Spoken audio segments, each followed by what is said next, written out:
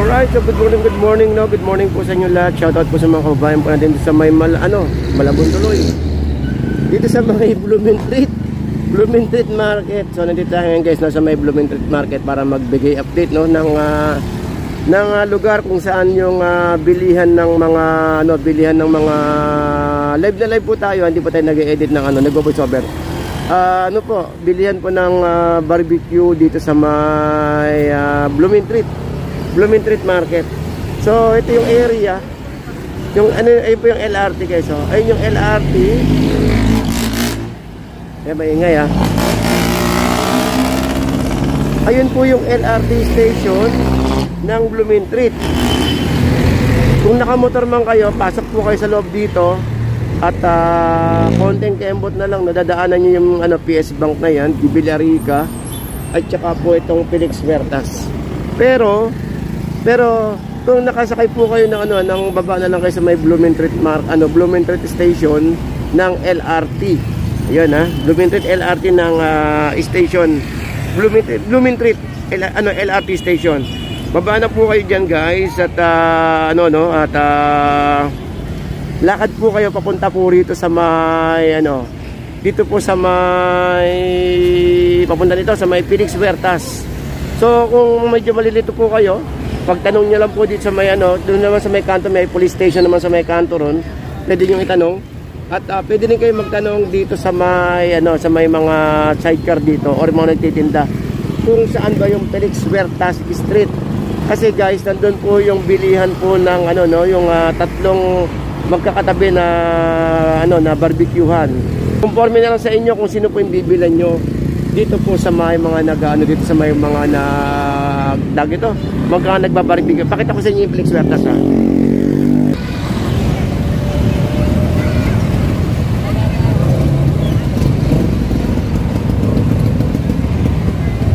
Okay, so guys, ito po yung ito po yung Felix Huertas na kasi may nagtanong sa ating kahapon kung saan daw po ba yung exact location nitong ating barbecue na pinakita kahapon na may mga nagko-comment sa ating channel.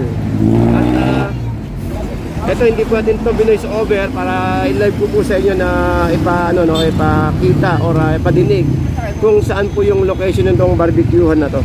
Ito po yung Felix Huertas nakita niyo sa may kanto. So i-zoom niyo na lang ayun sa may police station, may police car na 'yon. Yung Felix Huertas na yan, nakalagay Felix Huertas Street. Then pasok po kayo sa loob po dyan. Actually pag muna tayong tutok muna tayo dito sa may Felix Huertas kasi ito po yung katanungan So ito yung bigyan natin ng pansin ngayong araw, gawa nga ng may mga nagpapatanong po kasi. So konting lang gaya ng binanggit ko kanina, lakad lang po kayo mula po sa LRT station papunta po rito sa may Felix Huertas. Malapit na po yan, wag na po kayo sumakay ng tricycle o pa man. Maglakad na lang po kayo papasok sa loob dito. Then sa mga nagtatanong kung anong oras na bukas, tanungin natin doon sa loob kung anong oras sila nagbubukas kasi hindi ko rin po alam kung anong oras. Yung karniya dami ko, pero yung barbecuehan hindi ko po alam kung anong oras. Tanong natin sa loob Pero at least nabanggit ko sa inyo kung saan yung location nitong ating tinanong nyo na barbecue na tig 10 piso. So yun, so tara samahan nyo ako, pasukin natin yung loob Yan. Dito lakad lang kayo papasok sa loob. Yan, may mga bibili na kayo ng dyan na mga murang karne. So tanong sa atin kung frozen ba o sariwa yung mga titinda po rito. May mga katayan po kasi rito guys, lalo pag madaling araw, mga alas 2 madaling araw. Lalo pag madalang mga alas 2, alas 3, makikita nyo na po rito yung mga baboy na nagkalat po dyan na kinakatay po nila. Anyways, tara samahan nyo ako, pasukin natin tong Felix Huertas. Pakita ko sa inyo yung mga nagbabarbecue. Ito guys yung nasa loob tayo ng Felix Huertas. So sa mga nagtatanong guys, Maribel po yung tindahan po ng dito po sa may Blooming Treat. Yan. Ate, thank you Ayan Maribel no? Ayan guys Maribel sa may ayan ito recommended po natin itong Maribel barbecue sa may Blooming Treat. Pasok lang po kayo sa may Felix Huertas, sa ganun is makita niyo po. Ayan tinuro ko na po sa inyo kasi ang dami nagtatanong Kung saang lugar. Thank you, Ate. Ayun o, dito po yan sa may Felix Huertas guys ha. Ito po itig sa, ano, sa mga 10 piso. Ayan o. 10 piso bawat lahat ng klase. Pero yung pong nasa ka-plastic po na yun is 125 pesos per plastic. So ayan o. So pasok lang po kayo rin sa may, ano, sa may Felix Huertas nandito. At ano pa kayo nagbubukas, te? Ano pa kayo nagbubukas? Alas 2. Ayun, alas 2. So guys, no, alas 2 hanggang alas 12. Actually hanggang alas 12 meron sila rito eh. Dito po yan sa may Maribel, sa may Blooming Treat. Dito po yan sa may Blooming Treat Market natin. Yan ha. So wala na akong utang sa inyo ha. Binanggit ko na sa inyo ha. Punta naman tayo sa may Pugo kasi may nagpapatanong ng Pugo eh. Ayun, so guys, no, galing tayo sa loob kanina sa may Felix Huertas. Nakita niyo naman no, yung mga ano, yung mga lugar, yung area. Doon po sa may Maribel guys ha, sa may Maribel sa may barbecuehan. So recommended ko po sa inyo yung tinda po nila doon. So mababait yung mga ano doon, mababait yung mga tindera doon. So Maribel na po Maribel guys, Maribel Barbecue. So yun, so ayun, wala akong masabi nung basta nakaraan na yung counter ko rin sila eh. Yun po yung unang pinagtanungan natin, yung Maribel po. Doon po tayo dati nagtanong ng mga items nila.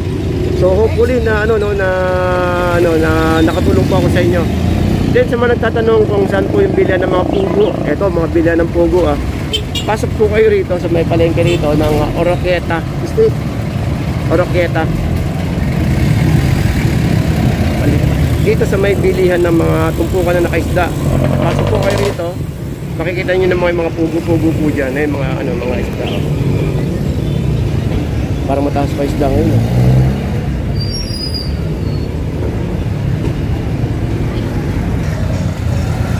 Dito pa yung mga tumpukan na isda, no? So yung pugo na pinapatanong nyo sa akin, pasok lang po kayo sa loob dito. At dandan nyo na po yung mga banda sa may mga bandang Cavite Street. Cavite. Pag nilagpasan nyo na po itong tong area na to. Sa kabilang kanto lang po yung Cavite Street.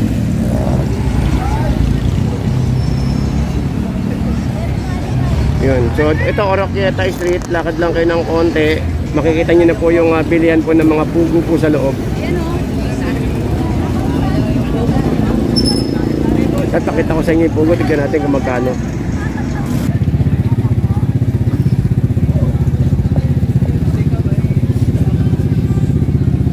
Kuya, magkano dito kuya? Isang box kuya? 155? Ilang piraso po? 100, bali 150. 150 papalo, piso. 25 piraso? Hindi, 150. Pag isang box, 150 pesos, no? 155. Sandaan ng laman. Sandaan ng laman, no? No, kalahati, 80. Oo. 50 piraso. Hindi mo tumulong. Oo. 155. Kaya mga ilang araw yan, kuya? 7 days yan. 7 days kaya, no? Kailangan lang malaga agad. Hindi mo malaga, basta wag kang mabasa mo. Okay. Lagi namang may ganyan dito, no? Araw-araw, no? Okay. Nahirapan daw sila maghanap ng pugo. Dito sa Blooming Treat lang pala.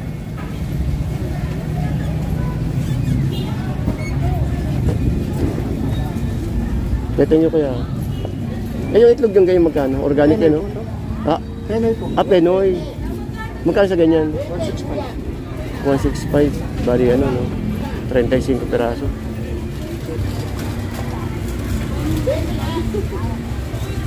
May 210. Siyempre, 220, 240, 250, 270.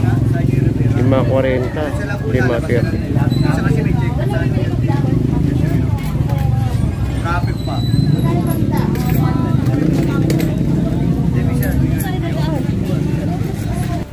260.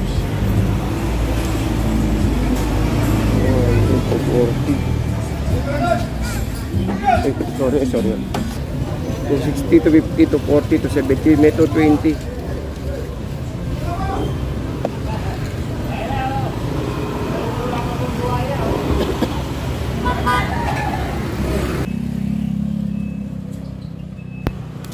Okay, so guys, ito po yung area ng ng Cavite Street. Kung manggagaling po kayo ng ng Blooming Treat Station, lakad lang po kayo patras. Kung galing po kayo ng monumento papunta ng Blooming Treat, Eh yung baba po kayo sa may Blumentritt Station, then lakad po kayo pabalik, papuntang monumento, makikita niyo na po itong Cavite Street. Pwede niyo po ipagtanong guys, no, sa may mga, marami tayong mga nagpapadyak dyan, yung mga, may mga pulis sa kanto. Pwede niyo pong itanong. Tsaka po yung mga bilihan, sabihin niyo lang, bilihan ng mga itlog ng papuntang sa may Blumentritt. Yan. Sa may Cavite Street pala. Cavite Street po. Cavite Street guys, sorry po. So yun, no, so marami na tayong mga dyan, mga kababayan dyan na magtatanong. Yung mga nag-sidecar, alam niyo, yung mga nagpapadyak-padyak po dyan, alam po yan. Anyways, saglit lang po, sa plitan ko guys. Yun, so nandito tayo sa may kahabaan ng ng ilalim ng station ng LRT. Pero yung pong Blumentritt Station nasa may harapan po natin. So kung dito kayo manggagaling sa may BDO, lalakarin niyo pa po ng papunta po doon, pa Abante. Pero ito po yung mga jeep na to galing po ng Maynila. So kung nakaharap po tayo papuntang Baclaran. So kung manggagaling po kayo ng monumento, bandang kaliwa po yung Blumentritt. At kung manggagaling naman po kayo ng Baclaran area is kanan po siya. Then ito po yung ito po yung sa may kanto ng ng Cavite City, itong BDO, yan. Okay, thank you.